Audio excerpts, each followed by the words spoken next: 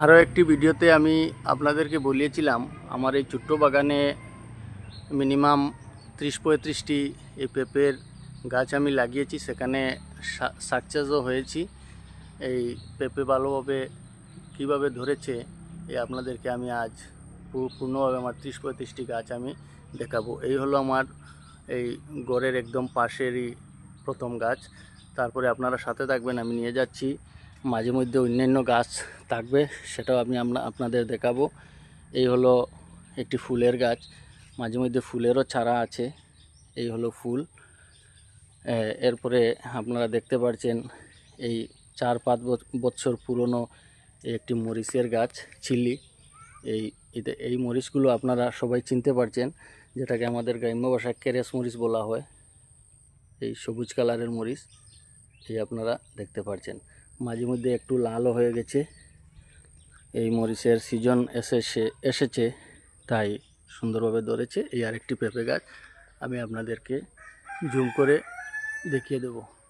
এটাতে একটু কম ধরেছে, কারণ এটা একটু ছায়াতে পড়ে গেছে তাই।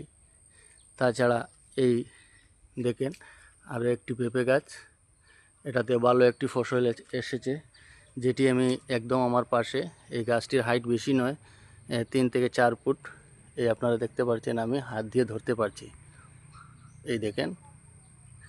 তাছাড়া এটির নিচে আরও অনেক গাছ আছে, যেটা এক ভিডিওতে তো সম্ভব হবে না। যেখানে লেবু আছে, ছোটো ছোটো আরও পেঁপে গাছ আছে, এরপরে মরিচের গাছ আছে, সুপারি গাছ আছে। আমি নেক্সট ভিডিওতে সব দেখিয়ে দেবো। এই আরেকটি পেঁপে গাছে আপনারা দেখেন, সেটিতে ফলন এসেছে, তবে গাছটি বোঝা যাচ্ছে একটু রুগা। এই রুগা হওয়ার কারণ হলো ফলন আসবে, যথেষ্ট ফলন আসবে, কিন্তু একটু ছায়াতে পড়ে গেছে। তাই ছায়াতে পড়ার অর্থ হলো এই উপরে এই সুপারি গাছ আছে, এই সুপারি গাছগুলো হলো আসামি গাছ, বছরে 2বার সুপারি ধরে থাকে। তো এইগুলা আমি কাটিনি, তাই একটু ছায়া দিয়েছে।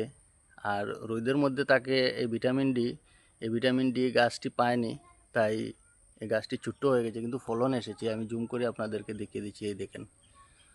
তো এটি লাগিয়ে হলো কটি, 1টি 2টি 3টি 4টি গাছ হয়ে গেল। আমি আরও আপনাদেরকে নিয়ে যাচ্ছি দেখার জন্য, সাথে থাকবেন ভিডিওতে।